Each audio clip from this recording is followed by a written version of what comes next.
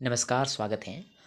आज की इस वीडियो में हम जो मैंने इतिहास को लेकर जो नोट्स बनाए हैं, वो आपके समक्ष प्रस्तुत करूँगा क्योंकि अधिकांश स्टूडेंट जो काम करते हैं हिस्ट्री पर फर्स्ट ग्रेड के लिए तैयारी करते हैं, कोचिंग भी कर लेते हैं, लेकिन सेल्फ नोट्स नहीं बना पाते। तो मैं अपने नोट्स का जो डिज़ाइन है, देखिए राइटिंग मैटर नहीं करती, अंदर का जो मैटर आपने लिखा है वो कितना कंटेंट, ठीक है, वो मैटर करता है। तो राइटिंग पर मत जाइएगा, जितना हो सके हाईलाइट भी करो ताकि समझ में आए। तो मैंने सब ये देख सकते हैं, प्राचीन, मध्यकालीन, आधुनिक, ये तीनों के इस तरह के नोट्स बने हैं। ये साइज आप देख सकते हैं इस तरह से। तो अब अंदर का मैटर मैं टॉपिक वाइज बता देता हूँ। जैसे मैंने और भी प्राचीन प्रागैतिहासिक बनाए हैं, लेकिन ये सिंधु घाटी सभ्यता का मैं आपको बता देता हूँ। जैसे कालक्रम है, ठीक है, ये आप देख सकते हैं। यानी टॉपिक वाइज में बता, जैसे मोहनजोदड़ो से जो भी सामग्री प्राप्त की एक साथ मैंने लिख ली ताकि रिवीजन आराम से हो सके। डायग्राम भी बनाए मैंने, ठीक है, और कोशिश हुई तो चित्र भी बनाए। इस तरह से आप डायग्राम बनेंगे। जैसे वैदिक संस्कृति का जो वैदिक लोग हैं कहाँ से आए, आर्य लोग, ठीक है, इस तरह से आप डायग्राम बनाओगे तो समझ में आएगा।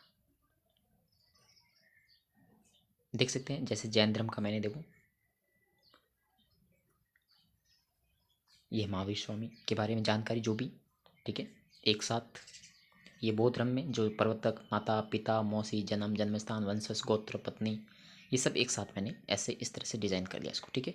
ये मगध का आप देख सकते हैं।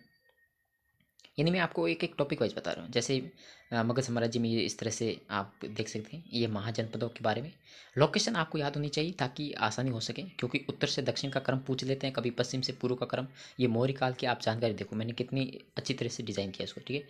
और ये प्रशासन आप देख सकते हैं, ठीक है। ये अशोक के बारे में जो भी जानकारी है टोटल, वो एक साथ इस तरह से लिखी है, ठीक है। मौर्य प्रशासन है, ठीक है।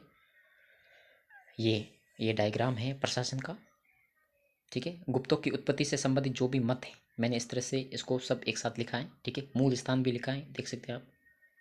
और ये गुप्त राजवंश के संस्थापक, ठीक है। और ये आपका जो फायान है उसने यात्रा की, इस तरह से डायग्राम विदेशी आक्रमण का, ये आप पीडीएफ देख सकते हैं। ये शुंग काल से संबंधित है, शुंगों की उत्पत्ति, स्रोत, ठीक है। और ये सातवाहन, इसकी उत्पत्ति, मूल स्थान, ठीक है। मतलब एक एक पेज पर आप इस तरह से डायग्राम बनाएंगे। ये सबसे ज़्यादा कठिन था, लेकिन मेरे को ये सबसे अच्छा लगा, सरल लगा। क्यों? क्योंकि मैंने इस तरह से इसको डिज़ाइन कर लिया है कि अब पढ़ने में मज़ा आता है इसको, ठीक है। तो ज़्यादातर दक्षिण के राजवंश है, जैसे संगम काल है, सबके लिए एक तरह से बोझ है। मैं कहता हूँ ये इसको बोझ में ना समझे। ये देखिए जो भी शब्द हैं इनको एक साथ हाईलाइट करके लिखा। चोल वंश है, ठीक है। ये पल्लव वंश है, ठीक है। और ये चालुक्य वंश है। और मुझे जहाँ भी लगा मैंने डायग्राम बनाए, और कुछ चित्र मेरे को जहाँ भी मिले तो डाउनलोड करके वो भी चिपका दी मैंने, ठीक है, पीडीएफ निकला कर, ठीक है। और अब मैं आपको दिल्ली सल्तनत में देखो, ये गौरी, ऐबक, इल्तुतमिश, मैंने जो भी ये लिखे हैं इसके समय जो पद पर था, जैसे गौर में कौन था, गजनी में कौन था, सुल्तान, ठीक है, मुल्तान में कौन था, लाहौर में, इस तरह से ये ना आपको पूछ लिया जाता है। पोस्ट को लेकर भी पूछ लिया जाता है, ठीक है। इसलिए ये आप देख सकते हैं। जैसे रजिया सुल्तान के समय देखो, बंदायूं का इक़्तिदार कौन था, मुल्तान का, हांसी का, लाहौर का, इनको हटाया, फिर नया किसको बनाया, इस तरह से, ठीक है। तो ये बहुत ज़रूरी है। ये आप प्रशासन देख सकते हैं, ठीक है।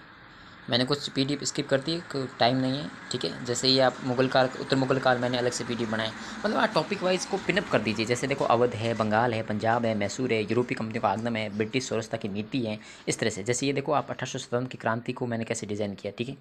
इसका स्वरूप सबसे पहले ऊपर लिख लिया मैंने अलग अलग, ठीक है। फिर इसके कारण लिख लिए, ठीक है। फिर ये जो विद्रोही के केंद्र हैं और विद्रोहकर्ता कौन है, ठीक है। और फिर इसके असफल होने के क्या कारण है, ठीक है, और इसका क्या परिणाम निकला, इस तरह से डायग्राम बनाओ, सब कुछ याद हो जाएगा आराम से, ठीक है। ये देख सकते हैं आप। ये भारत में बाहर जो क्रांतिकारी थे, जैसे ब्रिटेन, लंदन में, ठीक है, फिर अमेरिका, वैंकूवर, फिर सैन फ्रांसिस्को, फिर अफगानिस्तान है, इस तरह से, ठीक है। और क्रांतिकारी का दूसरा चरण जैसे महाराष्ट्र में कौन कौन से हुए, ठीक है, पंजाब में है, फिर बंगाल में है, ठीक है, इस तरह से। ये देखिए दूसरा चरण में SRA का गठन, HSRA का गठन, फिर देखो IRA का गठन, ठीक है, फिर राष्ट्रीय आंदोलन है। ये कांग्रेस से पूर्व जो संगठन बने हैं उसके बारे में। यानी मैं कहना क्या चाहता हूँ कि आप इस तरह से डिज़ाइन कर दी ताकि आपको खुद को समझ में आए। तो ये भारत के इतिहास से जो भी मेन मेन टॉपिक है वो बताए मैंने, और भी टॉपिक के बनाए हैं लेकिन आपके सामने शो नहीं किए।